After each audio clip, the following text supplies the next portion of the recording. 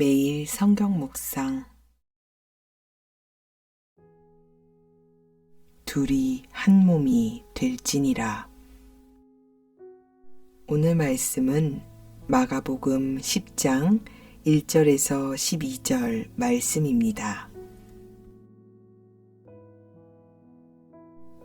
예수께서 거기서 떠나 유대 지경과 요단강 건너편으로 가시니 무리가 다시 모여들거늘 예수께서 다시 전례대로 가르치시더니 바리새인들이 예수께 나와 그를 시험하여 묻되 사람이 아내를 버리는 것이 옳으니이까? 대답하여 이르시되 모세가 어떻게 너희에게 명하였느냐? 이르되 모세는 이혼 증서를 써주어 버리기를 허락하였나이다. 예수께서 그들에게 이르시되 너희 마음이 완악함으로 말미암아 이 명령을 기록하였거니와 창조 때부터 사람을 남자와 여자로 지으셨으니 이러므로 사람이 그 부모를 떠나서 그 둘이 한 몸이 될지니라. 그런즉 이제 둘이 아니요 한 몸이니 그러므로 하나님이 짝지어 주신 것을 사람이 나누지 못할지니라 하시더라. 집에서 제자들이 다시 이 일을 물으니 이르시되 누구든지 그 아내를 버리고 다른 데에 장가드는 자는 본처에게 간음을 행함이요 또 아내가 남편을 버리고 다른 데로 시집가면 간음을 행함이니라.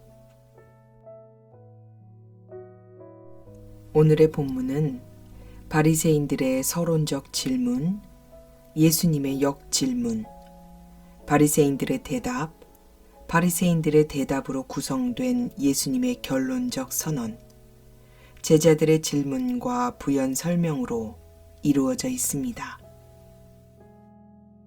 다시 말하면 본문의 내용은 결혼에 대해 하나님께서 한 몸이라 선언하신 의도와 인간의 완악함 때문에 하나님께서 어쩔 수 없이 구약에서 허용하신 부분, 그리고 그 허용하신 부분에 대하여 초점을 맞추고 악의적 의도로 바리새인들이 예수께 질문한 것으로 구성되어 있지요.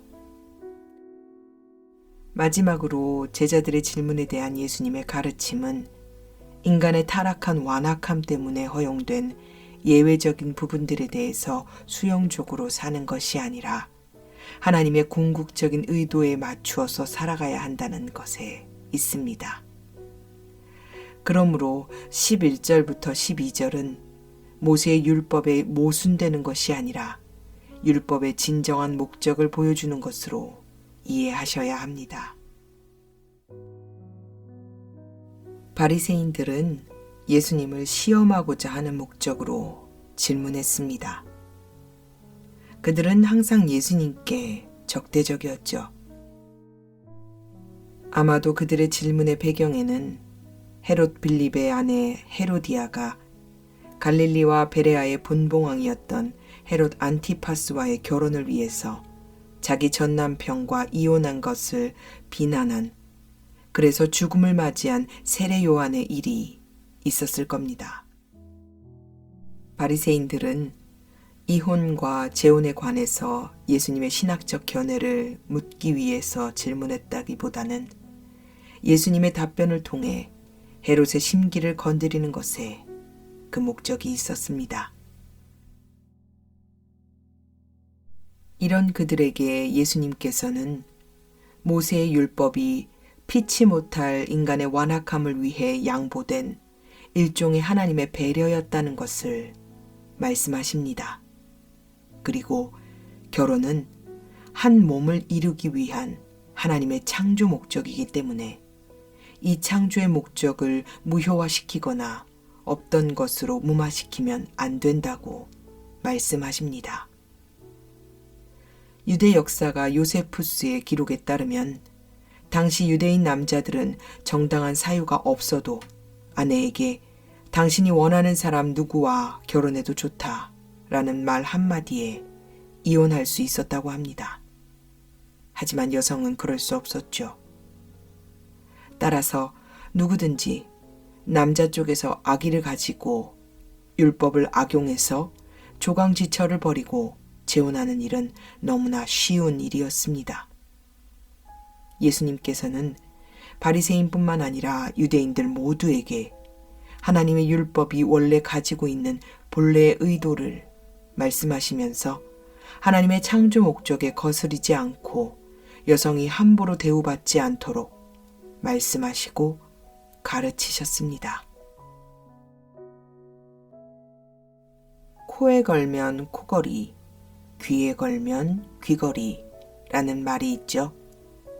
하나님께서 모세를 통해 이혼을 허락하신 것은 경제적으로 능력이 없는 여자가 남편에게 버림받았을 경우에 목숨을 부지할 수 있도록 재혼을 허락하기 위함이셨습니다. 여기서 우리는 하나님의 본심을 알아야 합니다.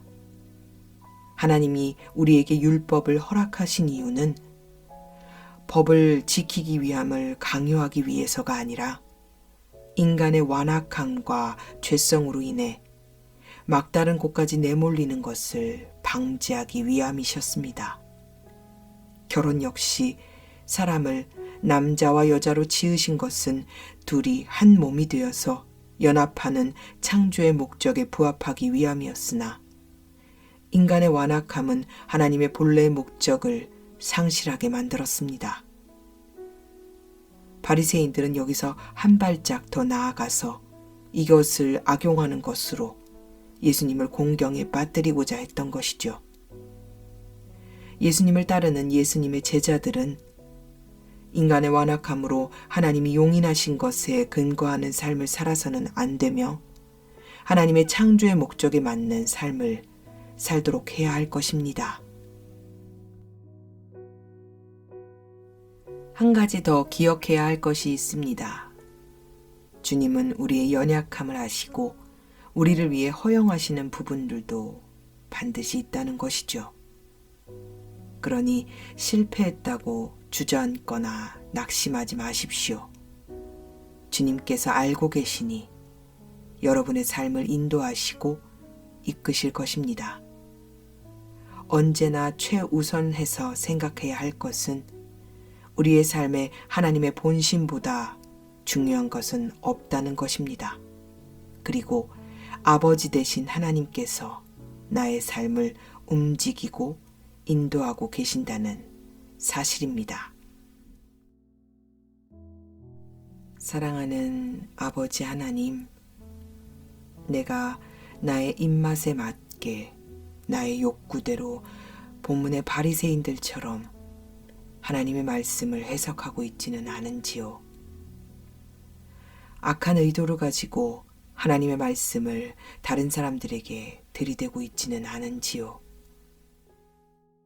내가 벼랑 끝까지 내몰리는 것을 막기 위해 주님께서 허용하신 부분을 악용하고 있지는 않은지요. 주님, 이 시간 끊어낼 수 없는 이 무거운 죄들이 예수 그리스도의 십자가의 능력으로 해결되었음을 선포합니다. 주님, 끝까지 주님 손 붙들고 이겨내게 하여 주시옵소서. 나의 연약함을 아시고 나를 위해 허용하신 부분에 포커스를 맞춰서 집중하지 말게 하시며 내게 베푸신 하나님의 은혜, 그 크신 은혜에 집중하게 하여 주시옵소서. 하나님 아버지 마음에 합한 자 되게 하시고 주님과 한 몸을 이루는 자 되게 하여 주시옵소서. 우리 구주 되신 예수님의 이름으로 간절히 기도드립니다. 아멘.